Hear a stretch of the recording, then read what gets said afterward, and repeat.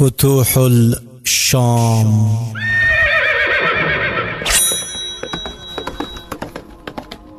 دیارلسمه برخه.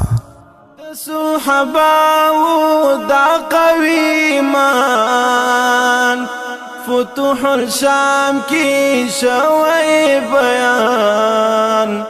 فتوح الشام د اصحابو د ایمان داستان. مغلوبه هغه کتابیان د کلیساو دغه پیروان د کلیساو دغه پیروان. الحمد لله رب العالمين والصلاة والسلام على رسوله محمد وآله وأصحابه أجمعين. اما بعد، د اسلام رڼا رادیو درنو قدرمنو اوریدونکو، الله جل جلاله دې وکړي چې تاسو روغ جوړ او د صحت او عافیت جامې مو پر تن وي. دا د الخادم سردار محمد د فتوح الشام د خپرونې سره ستاسو شاغلو او اغلو قربتوب کومه. هیله مند یم چې د خپرونې تر اخري شیبو پورې را سره عمل وسی. حشو پلاس د اسلام ولید ظالم خپل انجام. واوري واوري دغه تاریخي فتوح الشام. ورونو، لکه څرنګه چې د فتوح الشام په تیر 12مه برخه کې موږ دغه ځای بیانوي چې د لشکر د منځ څخه یو کم عمره هلک راووتی او د هغه مخکې ودرېدی. دا ځوان حضرت عبدالله بن جعفر رضی الله تعالی عنه کوم وخت چې د هغه والد صاحب حضرت جعفر رضی الله تعالی عنه د موته په غزا کې شهید سو، نو د عمر په هغه وخت کې ډیر لږ و. د مور بی حضرت اسماء بنت عمس رضی الله عنها سره محترم جناب حضرت ابوبکر صدیق رضی الله عنه نکاح کړی و او د حضرت عبدالله بن جعفر رضی الله تعالی عنه پرورش حضرت ابوبکر صدیق رضی الله تعالی عنه کړی و. کله چې دی لږ لوی سو، نو د خپل مور بی نه پوښتنه وکړه چې زما پلار صاحب څه سو؟ نو مور به ورته ویله چې هغه رومیانو شهید کړي. حضرت عبدالله بن جعفر رضی الله عنه به ویله که چیرې زه ژوندی پاته سوم نو د پلار بدل به خامخا اخلمه. کله چې حضرت ابوبکر صدیق رضی الله عنه وفات سو او حضرت عمر فاروق رضی الله تعالی عنه خلیفه سو، نو د خپل په خلافت کې عبدالله بن انیس جمحي رضی الله عنه په مشرۍ کې او حضرت عمر رضی الله تعالی عنه د حضرت عبدالله بن انیس جمحي رضی الله عنه په مشرۍ کې یو لشکر د شام په لور روان کړي. نو په دغه لشکر کې حضرت عبدالله بن جعفر رضی الله عنه هم شریک سو. دی په صحابو کې انتهایی سخی او په صورت او سیرت کې د عقاید جهان محمد صلی الله علیه وسلم په شان وو. نو اوس به راسو قدرمنو اوریدونکو دیارلسمه برخه به واورو. د حضرت عبدالله بن جعفر رضی الله عنه د قلعه القدس په لور روانېدل. کوم وخت چې حضرت ابو عبیده بن الجراح رضی الله عنه مسلمانان ته وفرمایله چې په تاسو کې به څوک د کلیسا په لور ولاړ سي، نو حضرت عبدالله بن جعفر رضی الله عنه را مخکې سو او ویله یا امین الامه، تاسو چې کوم لشکر لیږئ زه به په هغې کې لومړی کس یمه. حضرت ابو عبیده رضی الله تعالی عنه چې د دغه جذبه او شوق ولیدی، نو ډیر زیات خوشحاله سو او د 500 مجاهدینو یو دسته یې تیاره کړه، د تور رنګ یوه جنډۍ یې تیاره کړه، دته یې ورکړه او ورته یې وفرمیل یا ابن عم رسول الله صلی الله علیه وسلم، یعنی د نبی صلی الله علیه وسلم د اکا د زوی زویه، زه تا د دې دستې سردار مقررومه. په دې پوځي دسته کې بعضې اهل بدر هم شامل وه. په دغه پوځي دسته کې د یو څو مشهورو صحابه کرامو رضی الله عنهم نومونه دادي: ابو ذر الغفاري، عبدالله بن ابي وفا، حضرت عامر بن ربيعه، عبدالله بن انیس جحني، عبدالله بن ثعلبه، عتبه بن عبد السماء، واثله بن اسقع، سهيل بن سعيد، معد بن مالك السهمي، عبدالله بن بشر السلمي، صائب بن يزيد، انس بن سمسمه، محمد بن ربيعه بن سراقه، عمرو بن نعمان القمر چې دا بدري صحابي وو، سالم بن قانع دا هم بدري وو، جابر بن مسروق دا هم بدري وو، قارع بن خرعي دا هم بدري وو، ناجي بن معاذ السلمي دا هم بدري وو. د دې نه علاوه نور بزرگان هم پکې موجود و رضی الله عنهم. ورونو حضرت واقدي رحمه الله فرمایي چې کوم وخت د هغه د بیرغ لاندې داسې 1500 کسان چې د بدر په غزا او نورو سختو جنگونو کې شامل شوي وو او د هیڅ چا څخه د جنگ په میدان کې د تښتېدو او یا د ویرې ګمان هم نسو کېدلی، نو دا ټوله راجمع سوله او حضرت عبدالله بن جعفر رضی الله تعالی عنه د تلو اراده وکړه. نو حضرت ابو عبیده بن الجراح رضی الله عنه وفرمایله یا ابن عم رسول الله صلی الله علیه وسلم د بازار لګېدلو په لومړۍ ورځ رومیانو باندې حمله وکړي، دې نه پس یې هغوی رخصت کړه او دغه حضرات خپل منزل یعنی مقصود طرف ته روان سوله. حضرت واقدي رحمه الله فرمایي چې په دې دسته کې حضرت واثله بن اسقع رضی الله عنه هم شامل وو. داغه وینا ده چې د دمشق نه کلیسا ته زموږ روانګي د شعبان المعظم په 15مه شپه د نیمې شپې په وخت کې وسوله. د سپوږمۍ ښه تیزه رڼا وه او زه د حضرت عبدالله بن جعفر رضی الله عنه په خوا کې روان وم.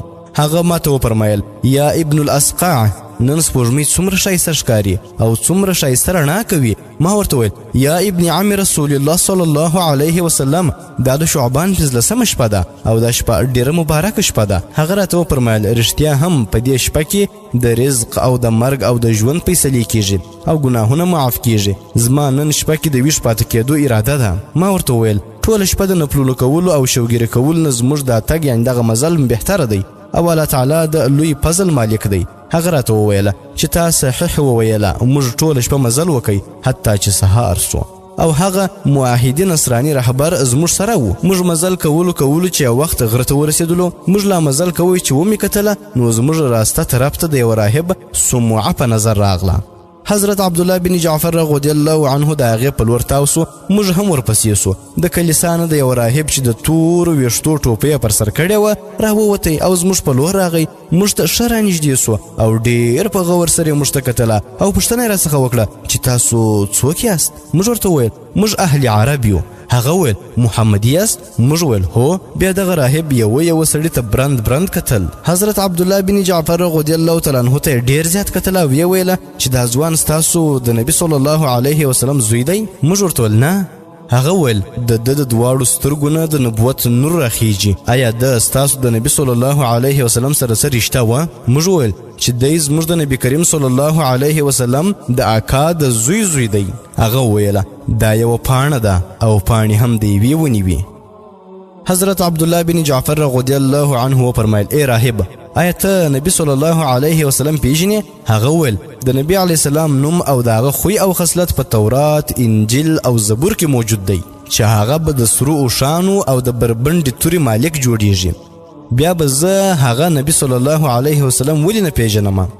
حضرت عبدالله بن جعفر رضی الله تعالی عنه فرمایله نو بیا ته په هغه باندې ایمان ولې نه راوړې او د هغه د نبوت تصدیق ولې نه کوې؟ راهب خپل دواړه لاسونه اسمان ته اوچت کړه او ویې ویله چې داسې به هله وسي چې کله د هغه شین ګنبد مالک وغواړي. موږ د دې راهب په خبرو باندې ډیر حیران سو او مخکې ولاړو. زموږ رهبر زموږ نه مخکې روانو. ناڅاپه موږ یو داسې پرفضا ځنګل ته ورسېدلو چې هلته ونې او اوبه ډیرې وې. هلته چې ورسېدلو نو رهبر موږ ته مشوره راکړه چې تاسو حضرات دلته پټ کښېنئ او زه ځمه چې د رومیانو څه خبر تاسو له راوړم. حضرت عبدالله بن جعفر رضی الله عنه ورته وفرمایله چې ژر بیرته واپس راسه. رهبر ښه تیز روان سو او حضرت عبدالله بن جعفر رضی الله عنه خپلو ملګرو سره یو خواته پټ کښېنستی. دلته موږ ډوډۍ وخوړه، آرام وکړه یعنی دمه مو وکړه، خپل سامان او غیره مو صحیح کړه او کله چې څه شپه تیره سوله نو حضرت عبدالله بن جعفر رضی الله عنه په خپله د مسلمانانو د حفاظت کول دپاره ودرېدی. ټوله شپه هغه پهره وکړه او چې سهار سو نو مسلمانان پاڅېدله او د سهار لمونځ یې په جمع باندې ادا کړي. د لمونځ کول نه پس ټول مسلمانان د رهبر په انتظار کې کښېنستله او کله چې وخت ښه ډیر تیر سو او رهبر رانغی نو د مسلمانانو په زړو کې د رهبر په باره کې شک او بدګماني پیدا سوله.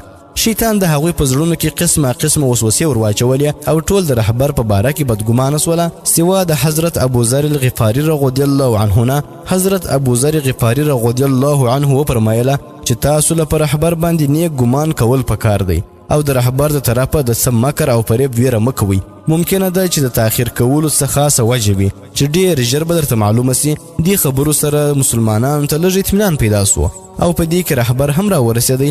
موږ چې هغه ولیدی نو ډېر خوشحاله سو او موږ دا خیال وکړ چې دی به اوس موږ ته د تللو خبره وکړي، لیکن هغه د مسلمانانو په منځ کې ودرېدی او موږ ته داسې وویله ای د محمد صلی الله علیه وسلم ملګرو، زما د په مسیح علیه السلام قسم وي چې ما تاسو ته څه ویلي و هغه بالکل رښتیا دي. مال غنیمت هم موجود دی او د هغې د حاصلولو هم پوره امید سته، خو ستاسو او د هغه مال غنیمت په منځ کې یو رکاوټ پروت دی. حضرت عبدالله بن جعفر رضی الله تعالی عنه پوښتنه وکړه چې داسې څه رکاوټ منځ کې راغی.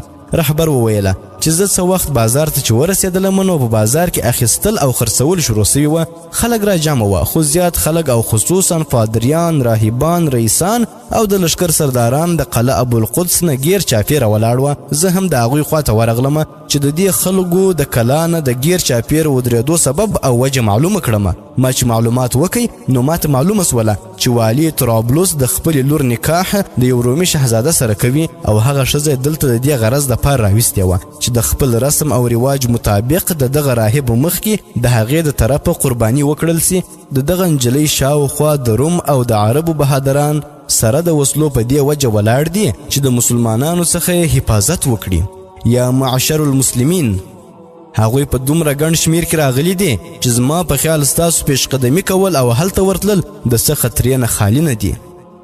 عبدالله بن جعفر رضی الله عنه وفرمایل چې ستا په خیال به هغوی څومره خلک وي؟ هغه ورته ویل رومیان، ارمني، د مصر قبطیان، یهودیان، شامی، اهل سودا، بطارقه او منتصره عوام الناس چې په بازار کې دي د 100,000 نه زیات دي او چې کوم پوځیان دي د هغو شمیر تقریبا 15,000 دی چې تاسو حضرات د هغوی د مقابلې طاقت توان نه لرئ. او بله دا چې د هغوی ښارونه نږدې دي، بې وقت ضرورت هغوی نور کومک هم را بللی سي. حضرت واقدي رحمه الله فرمایي چې کله مسلمانان دا خبرې واورېدلې نو په تشویش کې سوله، ګډ وډ سوله، معامله ډېره اهمه او نازکه وه. د واپس تللو اراده یې وکړه. حضرت عبدالله بن جعفر رضی الله عنه وفرمایله یا معشر المسلمین، ستاسو حضراتو سره ده؟ مسلمانانو ځواب ورکړ چې په قرآن پاک کې راغلی دی چې تاسو د خپل لاس په هلاکت کې ځان مه اچوئ. د دې وجې نه ښه خبره دا ده چې موږ د حضرت ابو عبیده بن الجراح رضی الله عنه په خدمت کې واپس ولاړ سو او الله تعالی به زموږ اجر او ثواب چیرې هم نه ضایع کوي. عبدالله بن جعفر رضی الله عنه چې د مسلمانانو دا خبرې واورېدلې نو ویې فرمایله لیکن ما ته ویره ده که چیرې زه داسې وکړم نو الله تعالی به ما د تښتېدونکو خلکو څخه ولیکي. زه واپس نه ځم، په تاسو کې چې چا زما مدد وکړي نو هغه ته به د دې اجر الله تعالی ورکړي. مسلمانانو د حضرت عبدالله بن جعفر رضی الله عنه دا خبرې واورېدلې نو شرم ورغی او ټولو د هغه له رایې سره اتفاق وکړي. هغه وویله چې د تقدیر مخکې تدبیر هیڅ فایده نسی ورکولی، ستاسو چې څنګه خوښه وي هغه شان وکړئ، موږ ټوله سره یو یو. دا چې واورېدل نو ډېر زیات خوشحاله سو.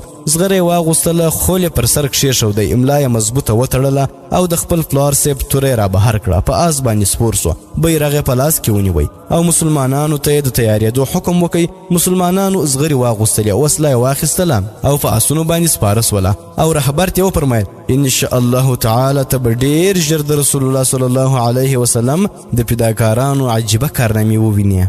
حضرت واصله بن اسقع رضی الله عنه فرمایي چې هر کله رهبر دا ولیدله نو رنګ یې ژړ سو او ویې ویله چې اوس تاسو حضرات په خپله خوښه روان سواست، په ما به څه الزام او ملامتیا نه لګوئ. حضرت ابو ذر الغفاري رضی الله عنه فرمایي چې ما ولیدله چې حضرت عبدالله بن جعفر رضی الله عنه انتهایی مهرباني او شفقت سره د رهبر سره پیش سو. تقریبا 1 ساعت مزل مو وکړ او بیا رهبر وویله چې اوس تاسو دغه قوم ته بالکل نږدې سوئ، شپه دلته تېره کړئ او چې څنګه سهار سي نو حمله وکړئ. حضرت واصله بن اسقع رضی الله عنه فرمایي چې موږ ټوله شپه په دغه ځای کې د الله تعالی نه د مدد او نصرت دعاګانې وغوښتلې. چې سهار سو نو حضرت عبدالله بن جعفر رضی الله عنه د سهار لمونځ ورکوي. د لمانځه نه پس هغه وفرمایله چې د جنگ او د حملې کولو باره کې ستاسو څه رایه ده؟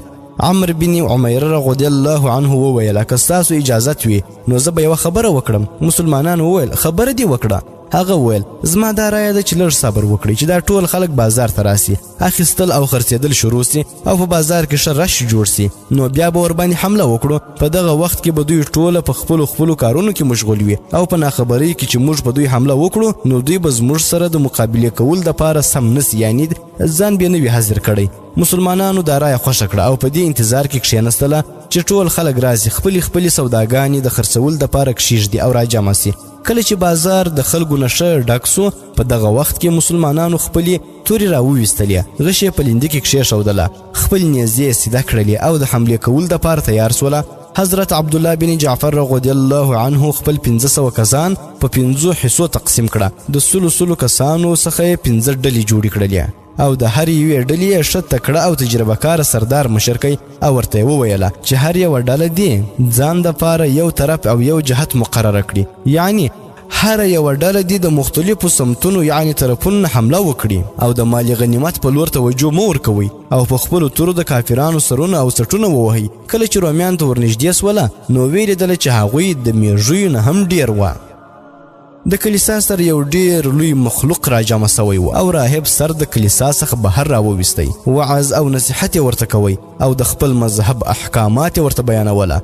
د خلکو دغه وعظ او نصیحت ښه په غور سره واورېدی. د طرابلس د حاکم لور په سومعه کې د راهب سره وه، سردارانو، رئیسانو او سلاطین او غیره او د هغوی اولاد د ورېښمو جامې چې د سرو زرو کار باندې سوی وو اغوستې وي او د هغو کالو د پاسه یې زغرې چې ډېر چمک دمک یې کوی اغوستې وي او د راهب د راتللو انتظار کې ولاړ وه او د احتیاط د وجې نه یې څادرونه هم د ځانه لرې کړي وه، گویا چې د هغوی د مخکې نه د څه چغو سرو یا د شا طرف نه ناڅاپه د څه حملې کېدو په انتظار کې وه. عبدالله بن جعفر رضی الله عنه پر راهب، کلیسا او راغونډ سوو خلکو باندې یو نظر واچوي. معامله ډېره اهمه او نازکه ښکارېدله، خو د خپلو ملګرو ته وویله ای د رسول الله صلی الله علیه وسلم ملګرو، څه ته ګورئ؟ حمله وکړئ، الله تعالی به ستاسو مدد وکړي. که فتح راته میلاو سوه نو د غنیمت مال او دا هر څه ستاسو دي، او که نه وي نو بیا جنت دی او په حوض کوثر باندې د نبي صلی الله علیه وسلم او د هغه د اصحابو رضی الله عنهم سره ملاقات دی. دا یې وویله او بیا یې نیزې له حرکت ورکوي. خپل سل ملګري هم ورپسې وه. ناګهانه یې په رومیانو باندې حمله وکړه، کله به یې په نیزه وهل او کله به یې توره چلوله او د رومیانو سرونه به یې پرې کوله. باقي مسلمانانو هم حمله وکړه، رومیان ورخطا سوله. رومیانو چې د مسلمانانو دا ناګهاني یو ناڅاپه حمله ولیدله نو پریشانه ضرور سوه، خو د خپل مال او جان د حفاظت دپاره یې ملا وتړله، تورې راوویستلې او لکه د ښکاري لیوه غوندې په مسلمانانو باندې حمله وکړه. د مسلمانانو 15 واړه دستې په بیلو ځایونو کې په جنگ مشغولې وې.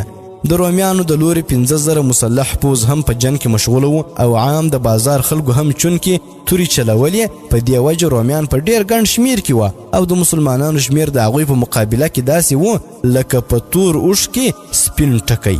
مسلمانانو ډیر په جوش او خروش سره جنگ کوي. رومیان هم شکلک ولاړ و او په دې فکر کې و چې مسلمانان خو لږ خلک دي، لږ وخت پس به یا ختم سي او یا به وتښتي.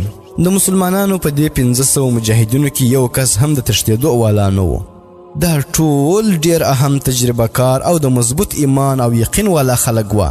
ټول مسلمانانو د زړه د اخلاص زبردست جنگ کوي. رومیانو هم خپل جوش او خروش شودی. لنډه دا چې جنگ ډیر ګرم سو. د مسلمانانو تورې چلیدلې او د رومیانو سرونه په میدان کې غورځېدله. خو رومیان چونکې په ګڼ شمیر کې وه نو د څلور خواو څخه یې مسلمانان خپل په منځ کې راګیر کړله او د ټول نه زیات رومیان د حضرت عبدالله بن جعفر رضی الله تعالی عنه نه راتاو سوي وه، ځکه چې د هغه سره بیرغ و. جنگ ډیر سخت سو. مسلمانانو به چې د تکبیر आवाज واورېدی نو اطمینان به پکې را پیدا سو. مسلمانان بیل بیل جنګېدله او د یو بل نه خبره وه. جنگ ډیر اوږد سو. رومیان ښه په استقلال سره جنګېدله. نیمه ورځ تېره سوله، لاسونه ورو ورو ستړي کېدله، تنده زیاته سوله. دا 500 مجاهدین د 25,000 رومیان په مقابله کې جنګېدله. ورونو، حضرت ابو حبیره بن عبدالعزیز بن ابي قیس رضی الله عنه چې سابق الایمان هم و او صاحب هجرتین هم فرمایي چې زه په جنگ حبشه کې د حضرت جعفر بن ابي طالب رضی الله تعالی عنه سره او په غزوه البدر، احد او حنین کې د نبی علی السلام سره وم. ما ویل داسې سخت جنگونه به زه ونه وینم. خو چې کله نبی صلی الله علیه وسلم وفات سو نو د هغه په وفات کېدو زما زړه ډیر ناقراره و او نور په مدینه کې نسوم ایسارېدلی. نو مکې معظمې ته راغلم او په مکه کې می استوګنه اختیار کړه. په جهاد کې د نه شریکېدو په وجه په خوب کې په ما باندې عتاب وسو. زه شام ته راغلم. زما ښځه ام کلثوم بنت سهیل بن عمرو بن العاص هم را سره وه. دلته چې راغلم نو په جنگ اجانیدین او سریه خالد بن ولید رضی الله عنه د تومه او هربس په تعقیب کې او په سریه عبدالله بن جعفر رضی الله عنه کې هم شریک سوم او په قلعه ابو القدس کې زه د حضرت عبدالله بن جعفر رضی الله عنه سره شریک وم ما چې د قلعه القدس جنگ ولید نو مخکې ټول غزوات چې د نبی صلی الله علیه وسلم په وخت کې سوي وه رانه هیر سوه. د دې جنگ واقع داسې وه چې کله موږ د رومیانو په دې دومره غټ شمیر خلکو باندې حمله کوله نو دا مو خیال کې هم نه وه چې ګنې پټ کمینګا کې به هم د دوی پوځ وي، لیکن زموږ د توقع نه خلاف یو ډیر غټ لشکر چې پټ ناستو ناګهان راووتله. د رومیانو دا محفوظ او پټ لشکریان ډیر د غټ قد و قامت او د ویرونکي شکل او صورت والا وه او داسې غټ او درانه اوازونه یې وه چې د هغوی په اوازونو او د آسونو د پښو په غږ باندې د جنگ میدان وګړنګېدی. کله چې دغه لشکر هم د جنگ میدان ته راورسېدی نو مسلمانان په هغوی کې پټ سوله، په نظر نه راتلله. ما به کله کله د مسلمانانو تکبیرونه اورېدله، خو چې کله به د مسلمانانو تکبیرونه بند سوله نو زما به یقین راغی چې شاید مسلمانان ټوله شهیدان سوله. لږ وخت پس ما حضرت عبدالله بن جعفر رضی الله عنه ولیدی چې بیرغ یې اوچت نیولی و او ښه بې دریغې جنګ کوی، د مشرکانو سرونه پرې کولو کې مصروف و. زه ډیر خوشحاله سولم. ما داسې کم عمره مجاهد په داسې بهادرۍ او زړورتوب سره په جنګ کولو چیرې هم نه ولیدلی. جنگ نور هم ګرم سو او اوږد سو، د تورو برېښنا او شړنګهار نور هم زیات سو.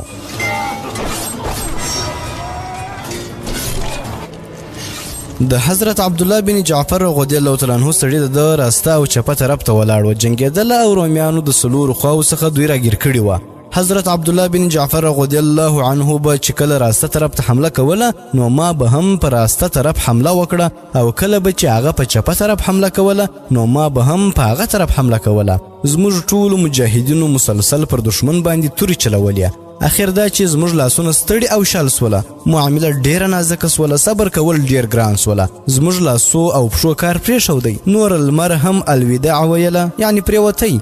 د حضرت عبدالله بن جعفر رضی الله عنه توره هم پڅه سوله او نږدې و چې د هغه آز هم د ډیرې ستړیوالي له وجې نه بېدمه سي او راوغورځېږي. اخر هغه د خپلو ملګرو سره یو خواته لږ دمه وکړه. مسلمانان ټول ستړي ستومانه وه، د مشرکانو په سرونو پرې کولو یې لاسونه ستړي سوله. د عبدالله بن جعفر رضی الله عنه په بدن باندې زغره تنګه سوله، یعنی هغه ته د دې معاملې په وجه په خپل ځان نه بلکې د مسلمانانو په حال خفګان راورسېد او هغه د الله تعالی څخه داسې دعا وغوښتله: ای هغه مبارکه ذاته چې تا خپل مخلوقات په شایسته طریقې سره پیدا کړه او بعض دې د بعضو سره په ازمایش کې مبتلا کړه. ای الله جل جلاله، زه د حضرت محمد صلی الله علیه وسلم په وسیله تا ته خواست کوم چې ته زموږ دې کار کې خیر او برکت واچوه او موږ ته د دې بلا نه د خلاصېدو لاره وښیه.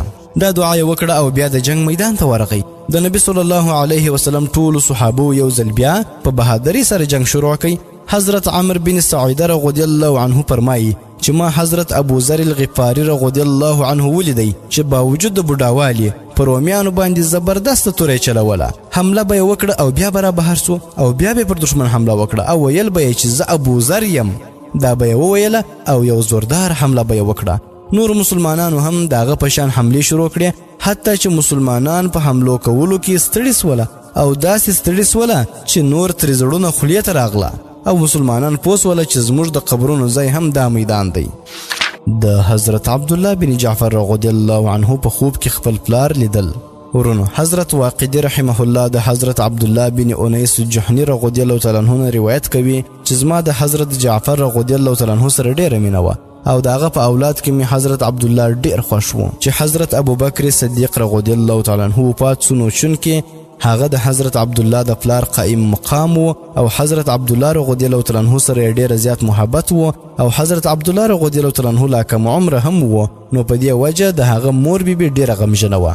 عبدالله رضی الله عنه د مور د غم او خفګان نو برداشت کولی، نو د حضرت عمر فاروق رضی الله عنه په خدمت کې حاضر سو او شام ته د تلو اجازه ترې نه واخیستی. بیا ما ته راغی او بیا ویل: ابن انیس، زه شام ته د جهاد دپاره تلل غواړم، ته هم زما سره ولاړ سه. ما ویل: ډیره ښه ده. عبدالله رضی الله عنه د خپل اکا حضرت علی رضی الله عنه او عمر فاروق رضی الله تعالی عنه څخه رخصت واخیستی. زموږ سره 10 کسان د قوم ازدهم شام ته ولاړل. کله چې موږ مصر ته ورسېدلو نو حضرت عبدالله بن جعفر رضی الله عنه وویله: یا ابن انیس، تا ته زما د پلار د قبر ځای معلوم دی؟ ما ورته وویل هو، په موضوع موته کې دی. هغه وویل زه هغه لیدل غواړم. کوم ځای کې چې جنگ سوی و هغه ځای ته ورغلو. قوم کالب د تبرک دپاره د حضرت جعفر رضی الله عنه پر قبر باندې کاڼي ایښي وې. عبدالله رضی الله عنه چې قبر ته ورغی نو ویې ژړله او د هغه دپاره د مغفرت دعاګانې وکړې. تر سبا سهاره پورې موږ هلته ایثار وو. کله چې موږ د دغه ځای څخه روان سو نو ما ولیدله چې د هغه سترګې سرې وې او ژړله یې. ما پوښتنه ځینې وکړه چې ته ولې ژاړې؟ هغه راته وویله چې بېګا مې په خوب کې خپل پلار لیدلی دی. ما ولیدی چې د هغه 2 وزرونه وه، شنې جامې اغوستې وې او پر سر باندې تاج و او په یوه لاس کې توره وه چې په وینو سره وه. زما پلار دغه توره ماته راکړه او ویې فرمیل زویه په دې توره باندې خپلو دښمنانو سره وجنګېږه او جنګ کوه. ته چې زما کومه مرتبه وینې دې مرتبې ته زه د جهاد کولو د برکت را رسېدلی یم.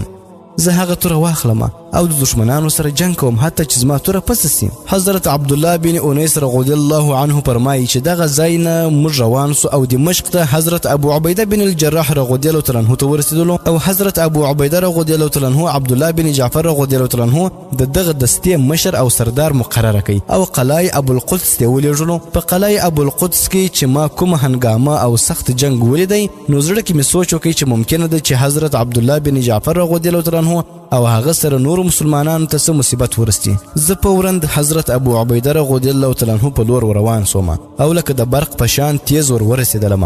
هغه چې زه ولیدلم نو بیا فرمایل یا ابن انیس څه د خوشحالۍ خبر دې راوړی دی؟ ما ورته ویل چې حضور ډېر ژر د هغوی د مدد دپاره څوک ولېږي. د دې نه پس مې ورته ټوله قصه بیان کړه. هغه وفرمایل انا لله و انا الیه راجعون. د دې نه پس خپل ځان ته مخاطب سو او یې فرمایل ابو عبیده که چیرې عبدالله بن جعفر او د هغه ملګري ستا تر بیرغ لاندې هلاک سوه نو انتهایی د غم او افسوس مقام دی او بیا دا چې ستا په امارت کې دا لومړی جنگ دی.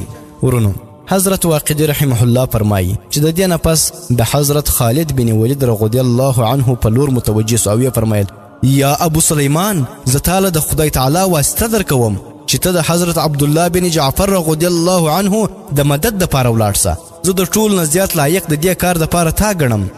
خالد بن ولید رضی الله عنه فرمایل په خدای قسم زه د دې کار دپاره بالکل تیار یم، صرف ستاسو د حکم انتظار مې کوئ. ان شاء الله العزیز زه به ډېر ژر د هغو سره ملاو سم. او والله که چیرې امیر المؤمنین حضرت عمر رضی الله عنه یو کوچنی هلک هم زما پر سر باندې سردار مقرر کړی وی نو ما به د هغه د اطاعت څخه هم څه انحراف نه کولی. چې بیا پاتې سول دا خبره چې تاسو زما څخه قدیم الایمان او سابق الاسلام یاست او نبی صلی الله علیه وسلم تاسو ته امین الامت ویلی دی، نو بیا څنګه کېدای سي چې زه ستاسو څخه مخکې سم یا ستاسو مرتبې ته ورسم؟ په خدای قسم ما د نورو مسلمانانو سره یو ځای تر ډېرې مودې پورې جهاد کړی دی. و زه تا ګواه کوم او دا وایم چې ما خپل ځان د الله تعالی په لاره کې قید او وقف کړی دی. زه به ډېر ژر ان شاء الله العزیز حضرت عمر فاروق رضی الله عنه ته خپل جانبازي وښیم، ځکه چې هغه زما په باره کې ویلی دی چې دی جهاد صرف د نامه پیدا کولو یعنې د شهرت دپاره کوي. په خدای قسم ما چیرې هم د امارت خواهش او د سردارۍ څه پروا نه ده کړې. د حضرت ابو عبیده رضی الله عنه او د نورو مسلمانانو دا خبرې ډېرې خوښې سولې. حضرت ابو عبیده رضی الله تعالی عنه فرمایل یا ابو سلیمان اوس ته فورا روان سه. خالد بن ولید رضی الله عنه او د هغه لشکر فورا تیار سو. مسلمانانو ته سلام وکړ او د عبدالله بن انیس جحنی رضی الله تعالی عنه په رهبرۍ کې روان سوله.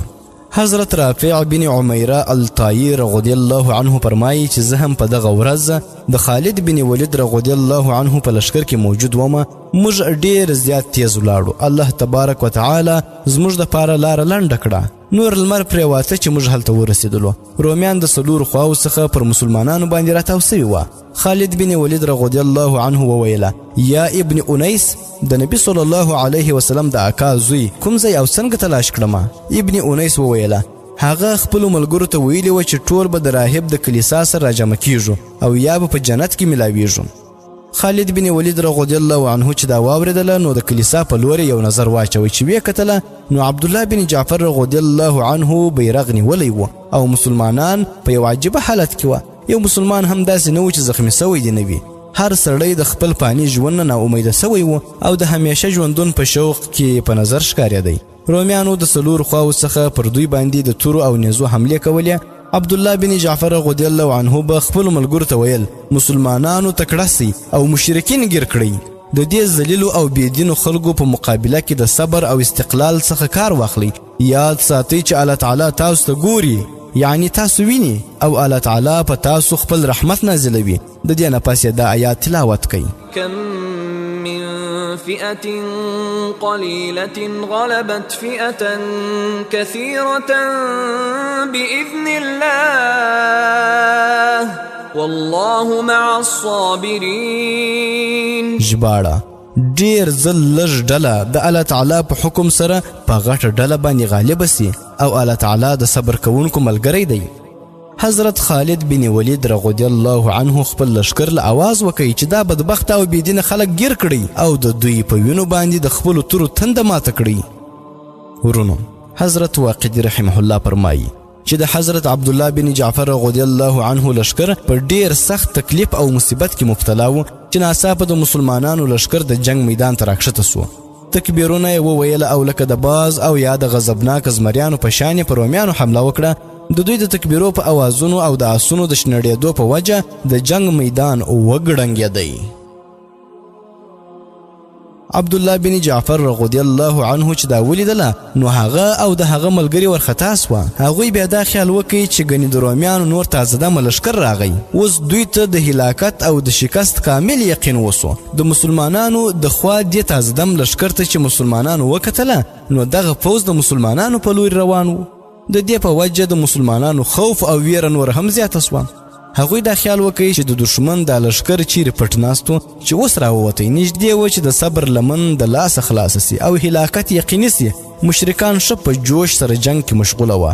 د جنگ میدان سور اور و، تورې پړکېدلې، سرونه غوڅېدله، ځمکه د لاشونو څخه ډکه سوله. مسلمانان ګویا د هغوی په لاس کې قید وه. جنگ ښه پوره په آب و تاب کې و. تورې لکه د برق په شان تیزې چلېدلې چې یو اواز کوونکی اواز وکړي چې غالب مغلوب او مغلوب غالب سو. ای د قرآن حاملانو، د دې بېدینو خلکو په مقابله کې تاسو له د الله تعالی د لوري مدد او نصرت را ورسېدی. دې وخت کې د مسلمانانو زړونه خولې ته راغلي وه، په سخت مصیبت کې وه. د دغه لشکر نه یو سپور چې د هغه په لاس کې لکه د سپوږمۍ په شان ځلېدونکې جنډه وه، لکه د زمري په شان غصه او غړمبارې سره رامخکې سوه او مسلمانان ته وویله ای د قرآن حاملانو، ای د اسلام سرښندونکو، تاسو ته د کافرانو هلاکونکی مدد مبارک وي. زه خالد بن ولید یم. مسلمانان چې په دغه وخت کې گویا په دریاب کې د یو ډکې د سهاري محتاج وه، د دې اواز په اورېدلو سره ډېر زیات خوشحاله سوله او د تکبیر او تحلیل اوازونه یې پورته کړل.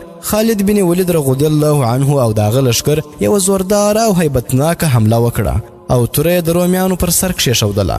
د عامر بن سراقه رضی الله عنه وینا ده چې د دوی د حمله داسې وه لکه زمری چې پر میږو او بزو باندې حمله وکړي. هغه خپل راسته او چپه طرف ته داسې توره چلوله چې رومیان یې ټول ګډ وډ او بیل بیل کړه، خو رومیان هم شکلک ولاړ وه او د خپل جان او مال ښه برابر حفاظت کوي. خالد بن ولید رضی الله عنه غوښتله چې په څه طریقه باندې و عبدالله بن جعفر رضی الله عنه ته ځان ورسوي. عبدالله بن جعفر رضی الله عنه خپل ملګرو ته आवाज وکړي چې دشمن واخلئ، د اسمان د لوري تاسو ته مدد را ورسېدی. دې आवाज سره سم مسلمانان بیا په خپل حمله کې جوش و خروش او تیزی راویستله. د حضرت خالد بن ولید رضی الله عنه او د حضرت عبدالله بن جعفر رضی الله عنه ملاقات. ورونو، حضرت واثله بن اسقا رضی الله عنه فرمایي چې موږ د خپل ژوند نه مایوس او نا امیده سوي وو چې د الله تبارک وتعالی د لوري مدد او نصرت راغی. لا شپه ډیره تیاره نه وه چې موږ حضرت خالد بن ولید رضی الله عنه ولیدی. بیرغ د هغه په لاس کې و او مشرکان یې لکه د میږو او وزو په شان راپاره کړي وه. مسلمانانو رومیان قتلول او څه قیدول مخکې روان وه. الله تعالی دې حضرت ابو ذر غفاري، غدرار بن ازوار او مصیب بن نخبته الخزاري رضی الله عنهم له جزای خیر ورکړي چې هغوی د وژو سره وژې لګولې وې او تورې ته حرکت ورکړی و او رومیان د څلورو خواو څخه قتلوله. غدرار بن الازور عبدالله بن جعفر ته ورسېدی. هغه چې ورته وکتله نو د حضرت عبدالله بن جعفر رضی الله عنه په لاسونو او په ټول بدن باندې د اوښ د اینې په شان د وینو نښې پرتې وې.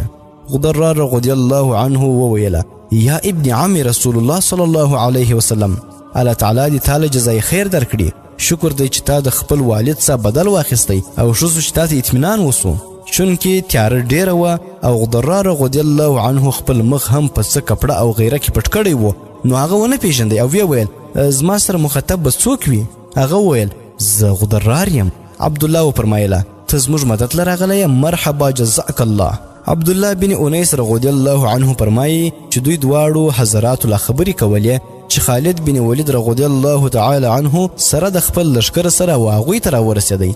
عبدالله بن جعفر رضی الله عنه د هغه شکریه ادا کړه او د جزای خیر دعا یې ورله وغوښتله. د دې څخه پس خالد بن ولید رضی الله عنه غدرار رضی الله عنه ته وفرمایله غدراره د طرابلس د حاکم لور او هغې سره نور مال و متاع د کلیسا سره نږدې دي او د هغې د حفاظت دپاره رومیان او غټ غټ بهادران جرنیلان ولاړ دي، څوک هغه طرف ته نه پرېږدي او د هغې څخه شاوخوا راجمع دي. آیا ته په دغه طرف زما سره د حملې کولو دپاره تیار یې؟ غدرار رضی الله عنه پوښتنه وکړه چې هغه خلک کوم ځای کې دي؟ خالد رضی الله عنه ورته وویله آیا تا ته هغوی نه ښکاري؟ غدرار رضی الله عنه چې وکتله نو د روم بهادرانو د نجلۍ څخه شاوخوا حلقه جوړه کړې وه او د هغې حفاظت یې کوئ. اور یې بل کړی و او صلیبونه هم د اور په شغلو کې ځلېدله. دغه خلک لکه د اوسپنې د دیوال په شان د حاکم طرابلس د لور نه څلورو خواو ته ولاړ وه. غدرار رضی الله عنه وویله لومړی ته حمله وکړه نو ستا سره به زه هم سمه حمله وکړم. وایي چې د یوه طرف نه حضرت خالد بن ولید رضی الله عنه او د دویم طرف څخه عبدالله بن جعفر رضی الله عنه او د دریم طرف څخه حضرت غدرار رضی الله عنه حمله وکړه. نورو مسلمانانو هم د دوی اتباع وکړه. د رومیانو او مشرکانو سرونه یې په توره وهله او مخکې تلل. رومیان هم د خپل جان او مال او د والي طرابلس د لور په حفاظت کولو کې شکلک ولاړ وه. په دوی کې د ټول نه زیات او سخت جنگ کوونکی سړی بطریق و چې په خپل والي و د طرابلس. دا سړی د خپل قوم څخه بهر ووتی لکه د وش په شان اوازونه ایستله او کفریه کلمې ویلې او لکه د شرمش یا لیوه په شان انګولاوې کولې. نیغه حضرت غدرار رضی الله عنه لراغی او یو ډیره مضبوطه او خطرناک حمله ور باندې وکړه. غدرار رضی الله عنه چې د دې کافر ډول ډال مضبوط او دروند بدن د آس په زین باندې ناست شدت ضرب چاکو چوبند او جنگي هنر ولیدی نو حیران سو. دواړو په یو بل حملې شروع کړې او د یو بل د حملې نه به ځان هم بچ کوي. دواړه د یو بل پر غورځولو او د قتلولو په فکر کې وه. دې کافر به پر حضرت غدرار رضی الله عنه باندې ډیرې سختې حملې کولې او د جنگ دپاره صرف غدرار رضی الله عنه په نشه کړی و. غدرار رضی الله عنه په جنگ کې د خپل لشکر نه ډیر لرې ولاړی. بطریق سره د خپل ډلې په هغه پسې و او غوښتلی چې حمله ور باندې وکړي. نو غدرار رضی الله عنه خپل آس د دې ځای نه لرې پراخه ځای ته بوتی د پاره د دې چې د آس غلولو او راتاوول اسانه سي. لیکن د شپې د تورې تیارې له کبله آس تندک وخوړی او سر د لاندې راګزار سو. غدرار رضی الله عنه هم په ځمکه راپرېوتی چې دوباره راپاڅېدی نو د آس په رانیولو پسې وړاندې سو. لیکن آس په ګوتو ورنغی. هغه هم په دغه ځای کې پیاده ودرېدی. توره ډال ورسره په لاس کې وه. بطریق خپله توره اوچته کړه او ورنږدې سو او په ورنې حمله وکړه. خو حضرت غدرار رضی الله عنه د هغه ګزار په خپل ډال واخیستی او لکه د یو غضبناک زمري په شان پر بطریق حمله وکړه. د بطریق آس هم تندک وخوړی او راوغورځېدی. د آس د غورځېدو نه مخکې حضرت غدرار رضی الله عنه دویم ګزار په توره باندې وکړ چې د تورې په ګزاره سره د آس سترګه او څټ زخمي سو او بطریق په ځمکه راپرېوتی. د هغه دواړه پښې چونکې د آس په رکابونو کې مښتې وې نو په دې وجه دی ژر نسو ولاړېدلی. د دې څخه مخکې چې څوک د ده مدد ته راسي حضرت غدرار رضی الله عنه ځان ورسوی او پر ستوني باندې په توره باندې ووهی.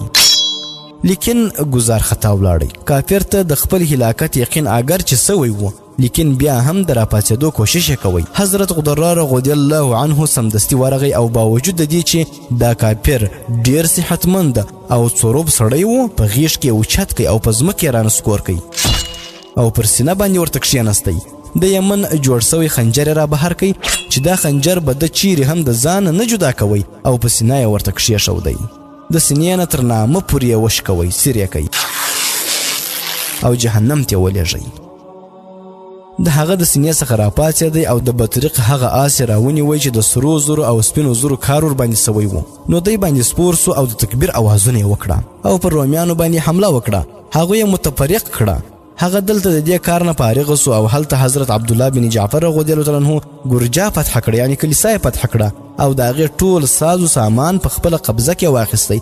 لیکن خالد بن ولید رضی الله تعالی عنه تر واپس کېدو پورې د کلیسا یوه شي ته هم ګوتې ورنه وړې. حضرت خالد بن ولید رضی الله عنه د مهم قصه داسې سوله چې هغه د رومیانو په تعقیب کې تر دریاب یعنی تر سیند پورې ولاړی. دا سیند د کلیسا او د طرابلس ښار په منځ کې بهیدی. رومیانو ته چونکې لارې معلومې وې نو هغوی پر دریاب باندې پورې وتله او خالد بن ولید رضی الله تعالی عنه واپس خپل لښکر ته راغی.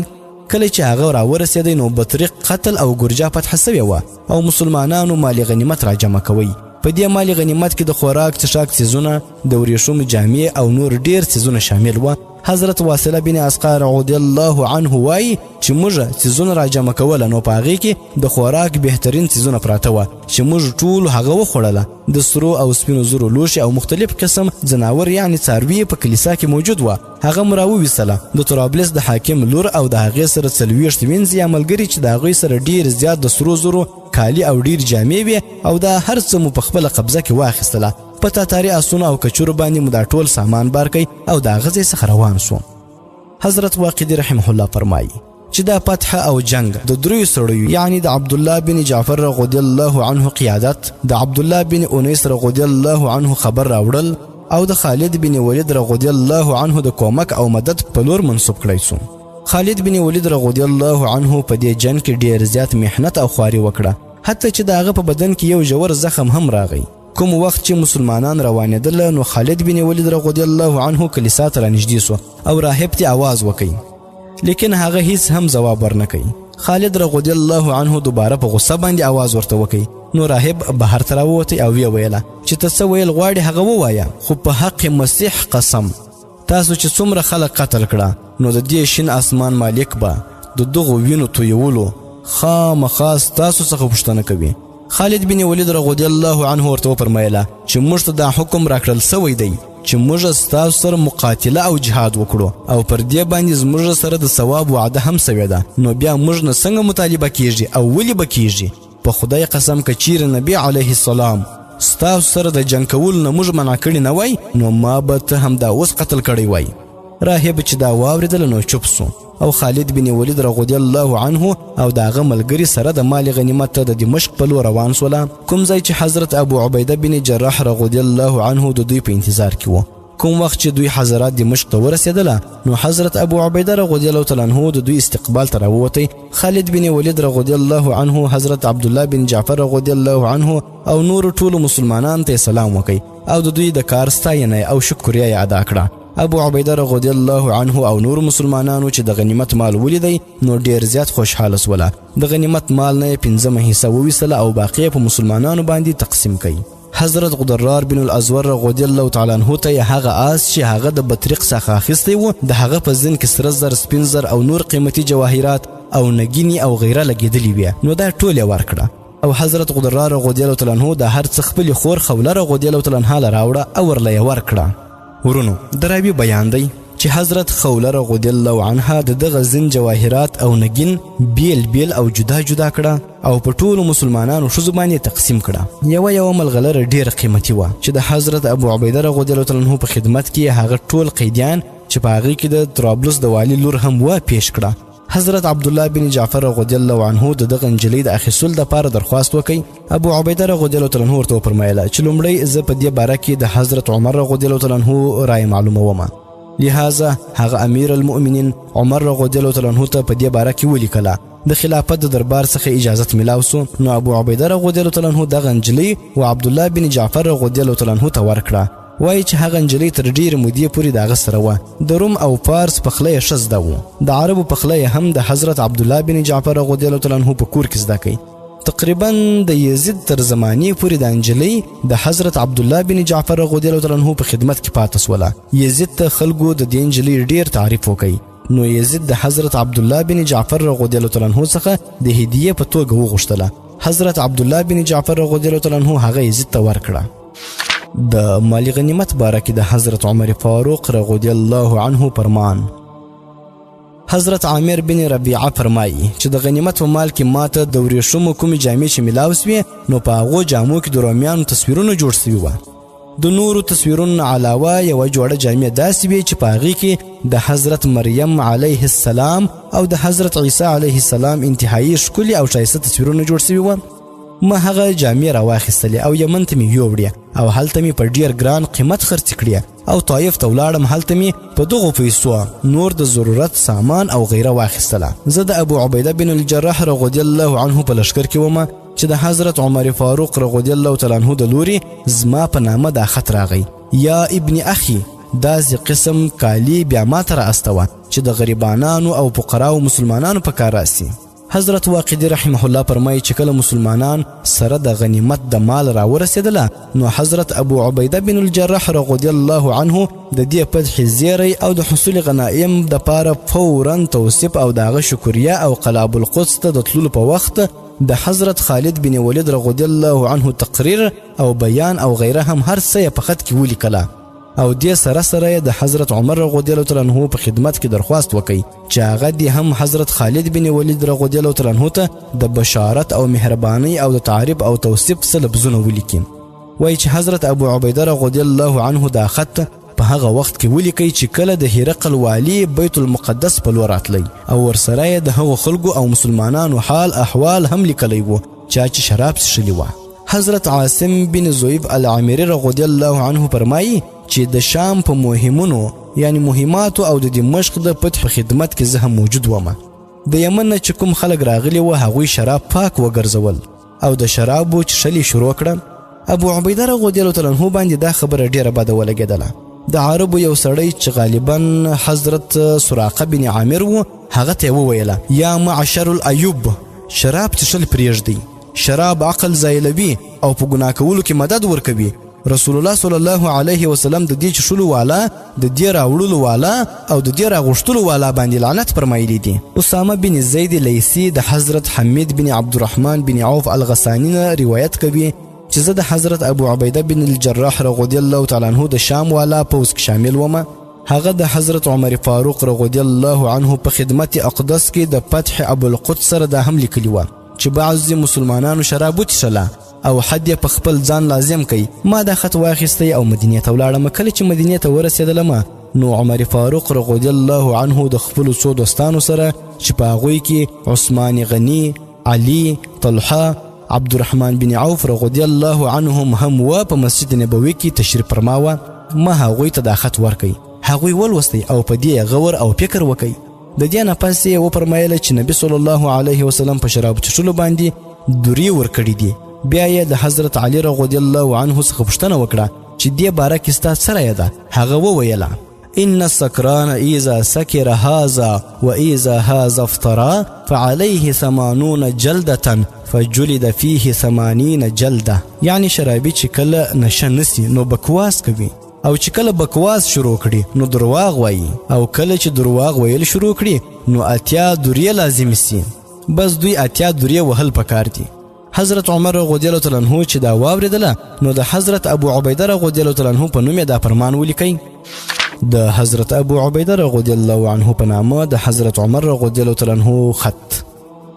اما بعد، ستا خط را ورسېدی او د هغې مضمون مې ولوستی. کومو خلکو چې شراب څښلي دي هغوی ته 80 دوریه ورکړئ. زما په خپل رب قسم داسې خلکو له د شدت او سختۍ نه سوا نور هیڅ هم نسته.